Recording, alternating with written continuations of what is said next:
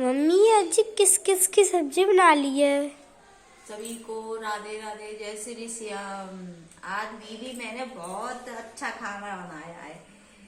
मटर आलू की सब्जी, कड़ी, मिर्ची, रोटी और बीवी का बताऊं, आज बड़ा मोर पूरा दिन लग गो। सवेरे ते उठ के बीवी मैंने आज बहुत काम करो। बीवी मैंने सवेरे उठी, बीवी झाड़ू पोछा, और बीवी आज तो मैंने पकौड़ी वाली कड़ी बनाई है और मटर आलू की सब्जी और मिर्ची अचार की और रोटियां। भाई आनंद ही आनंद आवे वाह बीवी। आज तो बच्चा लोट लोट के खाएंगे आज बीवी।